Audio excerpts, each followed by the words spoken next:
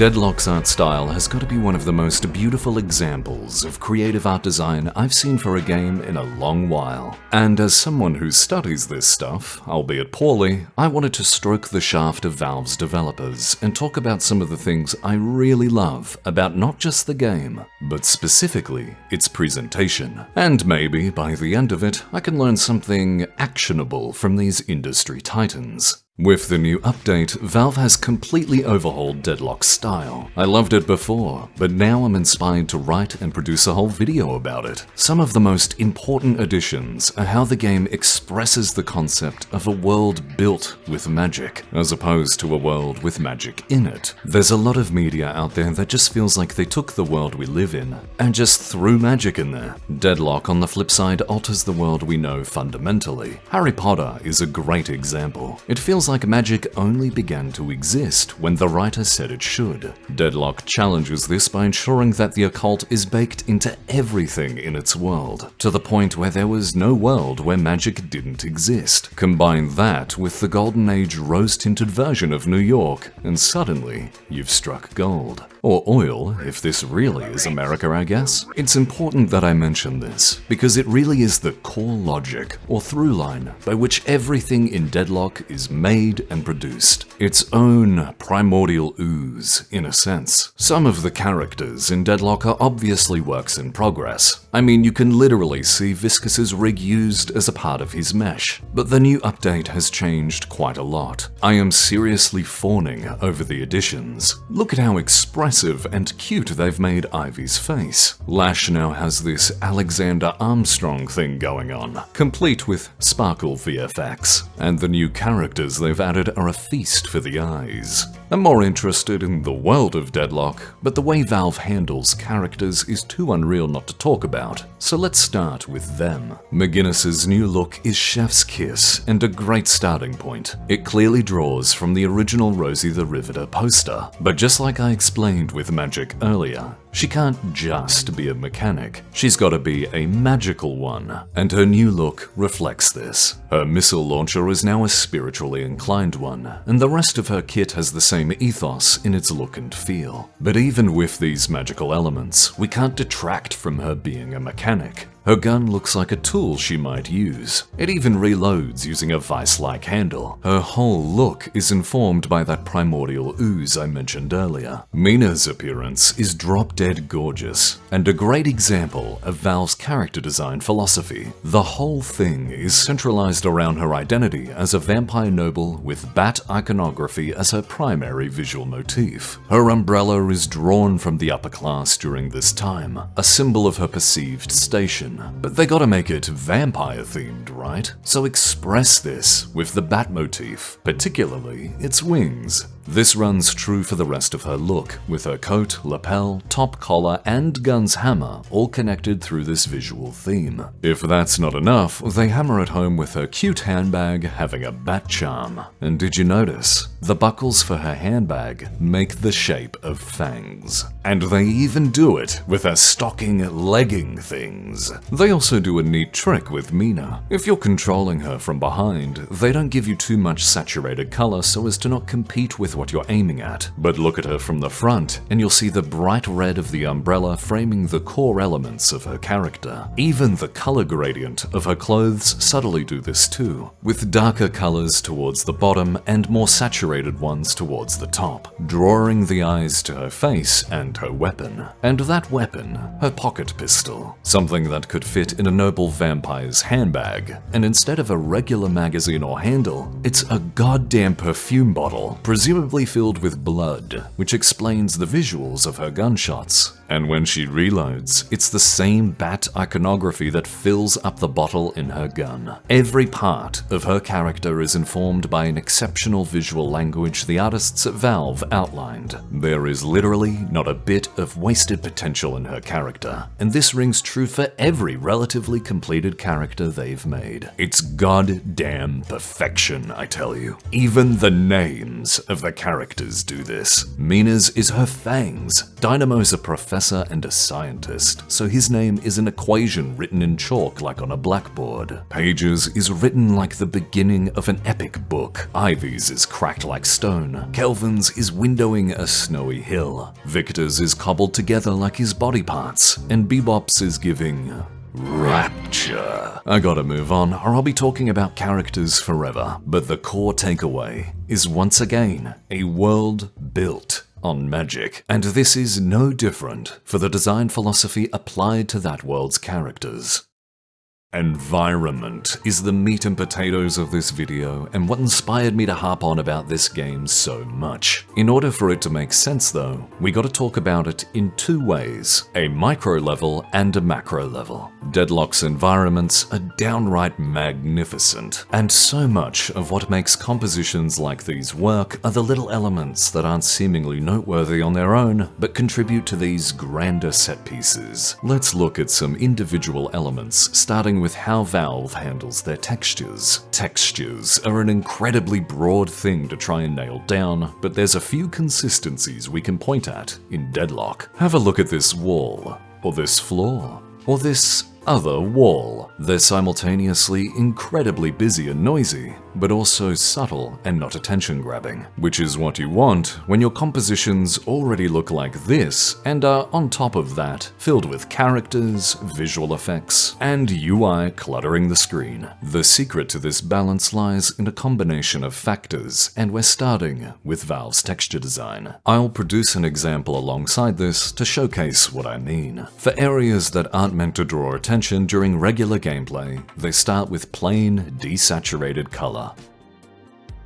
They then add very subtle visual interest through various different layers of dirt, grime, and grunge, dotted with more points of less subtle visual interest, with only slight color variations. They often apply these using a rectangular brush. This variation is then layered upon again, sort of like how a Venn diagram is, with more layers of rectangular brushed grime, which creates variety in the otherwise squarish textures. Finally, they might add a few small points of color that break from the rest, but are used quite sparingly. This is the underpinning of all the textures in Deadlock, from rough to metallic. It's literally everywhere, and you can identify what parts of the map aren't final by whether or not the textures obey this logic. The ultimate goal of textures like these is to add a level of visual interest, no matter how subtle, to every element of the game. Up close it's interesting and feeds the art style. From a distance it's subdued and doesn't compete with the hero piece assets. Speaking of, let's talk about the hero pieces, or eye-catching dominant elements, and their more generic but equally important backup dancers. Just like the way each texture will have a sprinkling of more eye-catching elements, the meshes and geometry of the map do this too, and to a similar ratio. If everything's eye-catching, it just becomes visual noise and clutter, requiring increased amounts of poppy visuals to try and get over the sea of distortion coming your way. The best environments are comprised of only a few elements that draw your eye at a glance, and are then followed by the detail you soak in as you examine it. One of the reasons I love Deadlock's maps to death is that there's so many areas where you can just pitch up and look at the view, and you'll be presented with a composition fit for a painting.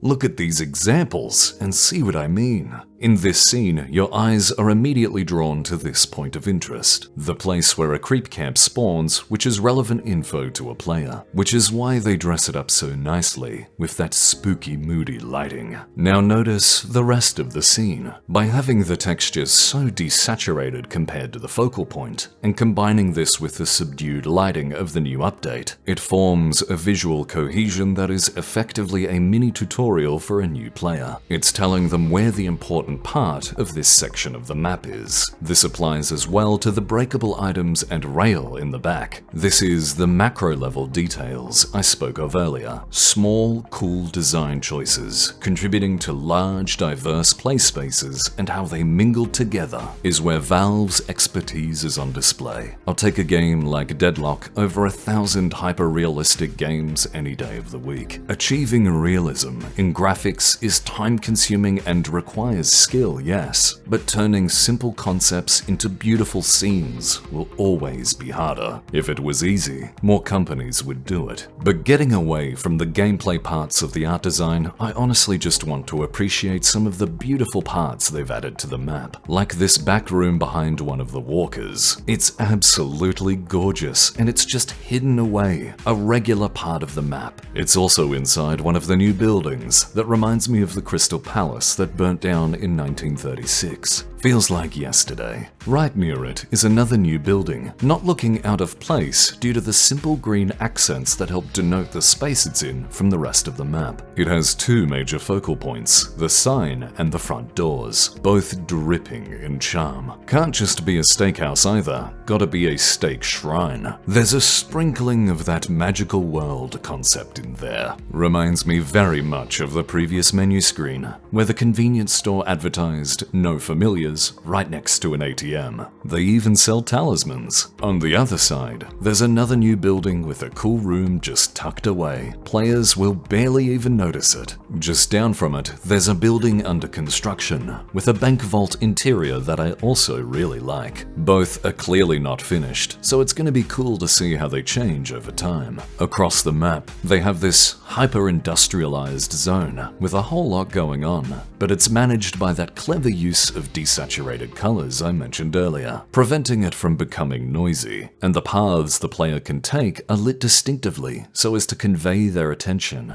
Just down the road from it is the new midpoint of this section, which got completely redone into this shipyard, which clearly supplies that industrial zone. The way this all changed is unreal. All of this harkens back to that micro-macro stuff I spoke about earlier. The littlest things like texture details contribute to larger objects, which play a part in a larger scene, which in turn contribute to the overall composition of the map, with the hands of the artist dictating all of these minutiae all the way through. It's one of those things where the sum of its parts are greater than the whole. I'm gonna blitz through this and show you some of the other zones I love that got a facelift. I love this. I love this and this and this.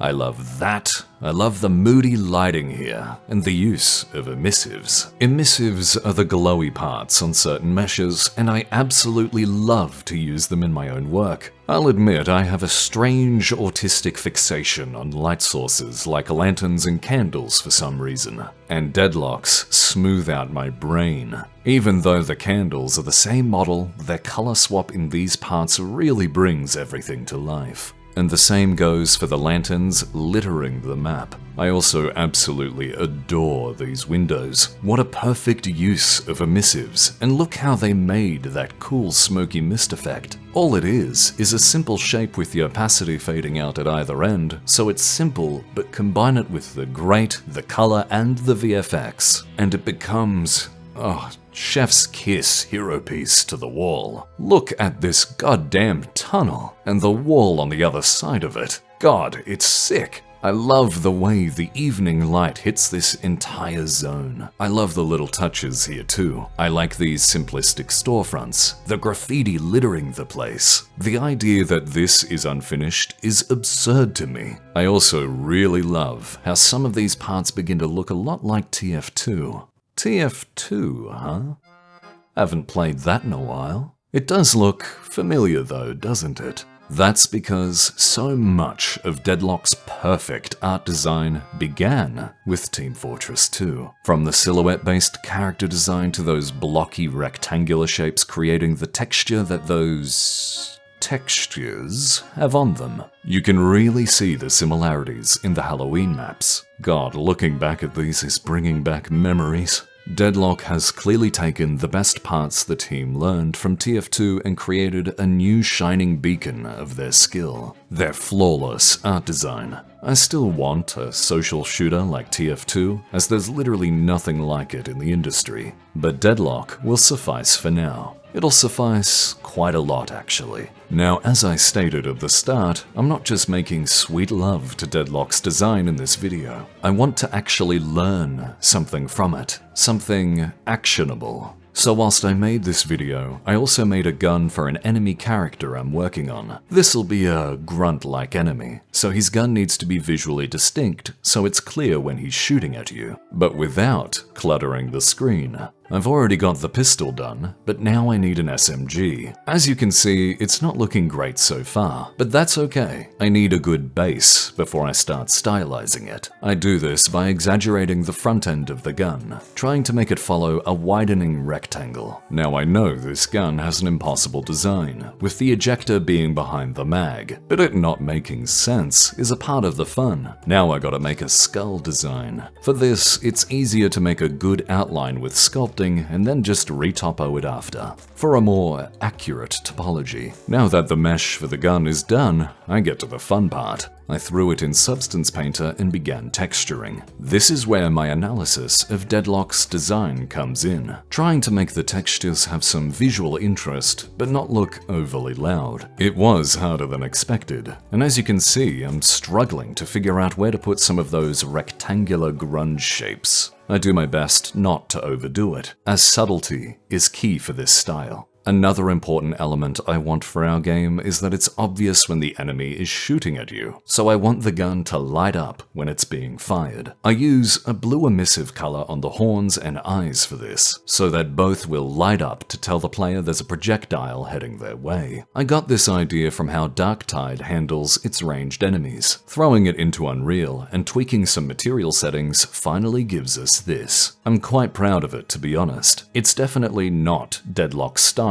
as I didn't want to copy them, and this needs to be in my own project's art style. But the knowledge of what makes Deadlock's art work has definitely helped and informed my own workflows. Plus, it'll definitely come in handy if the Steam Workshop opens for Deadlock like it did with TF2 and Dota. I would make Ivy a cute hat in a heartbeat. For a conclusion, Deadlock's art style is fucking awesome. And I genuinely just wanted to talk about their amazing work. There is still so much I didn't discuss. There's a magic their developers harness when making their games. From the larger cityscapes, to the textures, to even the UI icons. As a student developer, their work makes me feel so very inadequate. But that is a good thing. I want to learn the mojo of my betters. Anyone can learn realism, that just takes time. But this degree of creativity takes an ingenuity that simply can't be taught. I want to continue to study the art of games and videos like these, not just because I want to improve my own work, but also because I simply love art. You'll find that every artist stands on the shoulders of giants, and I'm no different. If I'm ever going to be as good as any of the developers at Valve, I need to get over my own ego and analyze what makes their work.